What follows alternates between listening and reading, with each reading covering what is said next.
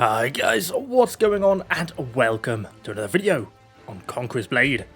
So, Fortebraccios. Covered this unit many times before on videos, and no particular logical reason to cover them again.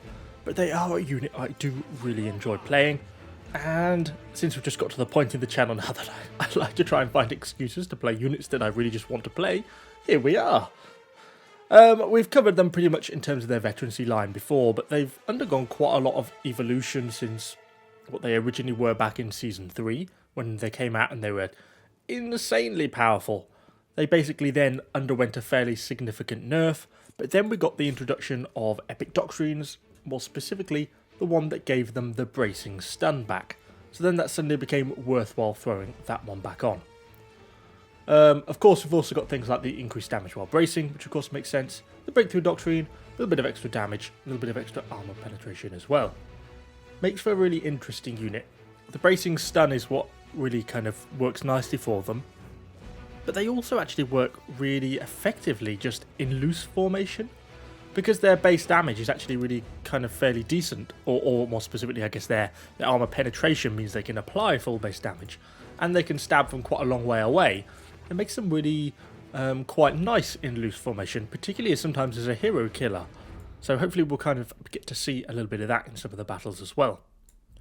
Veterancy line wise, I'm just along the top line. Really for things like the increased damage, the double strike here on the end is really nice, particularly with a bracing weapon like this. Obviously not much armor, not all that many hit points, and no shield, so they do go down to range pretty quickly. You've got to be a bit careful on that score. But anyway, don't want a long intro, let's go. Let's get these pikes into action and let's see if we can form some phalanxes. Stand to! Stand your ground! Let our fly! Stand to! Yes, Commander! Stand your ground! Hurry up! Let our banners fly! Stand to! You maker! Stand your ground! Stand to! Spread out and attack! Raiders come in, we break into loose formation, kill them fairly easily. But it's what I really want to do is be able to block off this little entranceway here so they can't easily get down. So I'm trying to move forward slightly. Not too much support here yet at the moment, but more stuff coming up. We get a short sword nicely thrown into us, but it was still an iron size, so yeah, didn't get the kill on that one. Do though, get the kill on the wall, which is always nice. I'll take that. And now we're starting to push into them. And we're just using the unit offensively, and look how many kills we're building up. Just pushing them forwards, stacking them up. And just I keep doing that, you can pick up kills really quite quickly with these guys as a unit.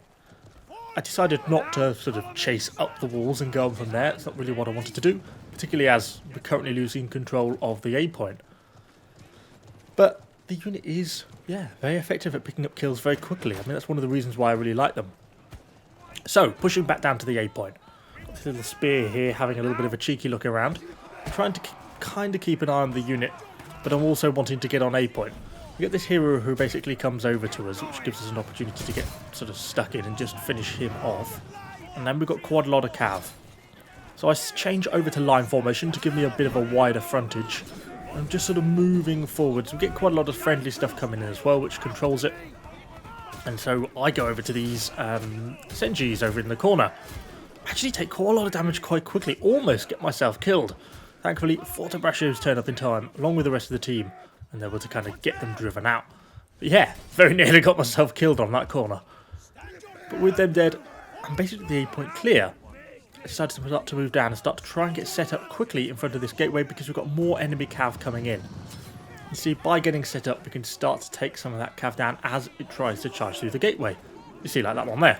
Can't make it through because there's just too many pikes for it to get through. This spear obviously is slightly annoyed at this because I'm probably killing his cav. So we managed to pin him into the corner and we're able to get the kill on him as well. So now we just need to hold this corner. These grey hairs do a great job for us. And look how many kills again we're able just to continue building up. We do get pushed through by a few axe raiders. But they actually go almost too far through and allows us to kind of hold the front line and then turn around and deal with them. And you can see how quickly we've built up almost 90 kills. This unit just so strongly dominates in this sort of situation. And holding sort of choke points like this, particularly when you have team support, with things like these grey hairs, these 40s are just phenomenal. And we've even had quite a few hero kills with them as well by this point. Here though, I end up going to make a mistake. Quite a lot of the unit was damaged, so I decided to send them back to the supply point. But as I do that, unfortunately, the enemy is able to overwhelm and take the point, and I lose the unit. So, on to the second clip, into Conqueror's City. Just pushing on the offensive, thankfully, after being stuck on defence on this map for far too many times, that we managed to capture the supply point above the gateway, pretty much uncontested, which was nice. I use it as an opportunity just to get a little bit of healed up, and then we're wanting to push on. Decided to push down the staircase here, along with the rest of the team obviously. We've got a little bit of stuff in front of us. The muskets at the back are a pain, because they're obviously continuously putting damage into us, but since the team has decided to basically commit to the fight, I'm kind of happy to do that as well. I basically just go on the edge, set up and just start working with the pikes, getting rid of extra damage, starting to push them back, starting to pick up a couple of kills here and there. Not loads, but again, you know, a few kills here and there. But the real main point of this clip is to demonstrate how effective these 40s can be, not braced, but in loose formation. And we'll get onto that bit shortly, because as you can see, we're actually losing quite a lot of the unit at the moment. Down to about a third, a lot of it's damaged, and we've done a bit, okay, maybe we've done about an equal number of kills for losses, but not really anything great. But now as we push up, I push the unit up solo, and then I just set them into loose formation. Immediately, they get themselves a hero kill, and a second hero kill. And they start going to work, and they're starting to pick up kills, they're getting assists, they're starting to deal with cavalry. I'm healing up this whole time, I'm completely uninvolved. And look, they're continuing to build up kills. Get stuck into some shields, and they just absolutely butcher them. So you can see how these 40s can be as, if not sometimes, well, more effective, another hero kill, than fighting them on their own. And that's kind of my point that I wanted to prove with this clip. So they're just so utterly brutal sometimes when they're in that loose formation, because they can stab from so far away, and so that means that you can get sort of 20 of them focused on one unit at once in a way that you can't with any other unit. And even now they're still wandering around picking up kills, up to 95 kills. Really, really a very, very impressive unit. And for our final clip, we're back on Orlenburg, but this time the roles have been reversed, and we are this time actually attacking down from the B point. Looks like the team's actually getting some momentum going already, so that's why I was keen to kind of follow them down. This unit is just a little bit painfully slow though sometimes. I've long threatened to put a sprint doctrine on them, but for some reason I never actually have, but maybe I really should do one day. But with them going down, some of the team was actually already on the supply point trying to contest, so I kind of come around from behind, trying to get set up, trying to provide them some assistance. Obviously go for the line formation here because there's quite a lot of stuff kicking around, and it kind of seemed the best opportunity to kind of give a wider frontage, and I didn't think I was going to get flanked.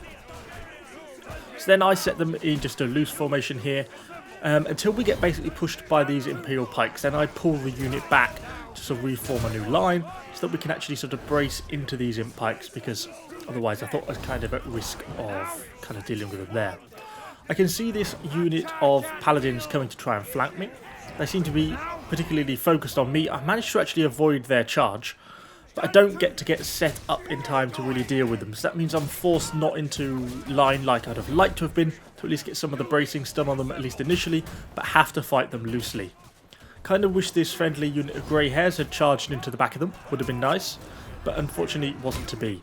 We do get the kill on the short bow, but we can't really deal with the rest of the unit without taking quite a lot of casualties. And that just kind of shows some of the problems that at least I have with this unit.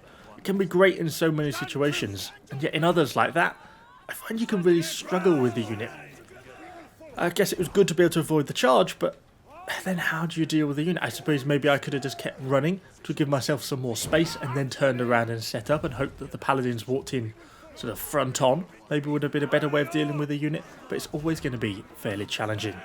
Anyway, this was just a short flick into some Fortebraccios. Enjoyable unit, I love them, always have, always will. So hopefully you enjoyed the video. Let me know what you think in the comments down below, and of course subscribe to the channel for lots more Conqueror Blade content. Thanks for watching guys, see you all on the next video.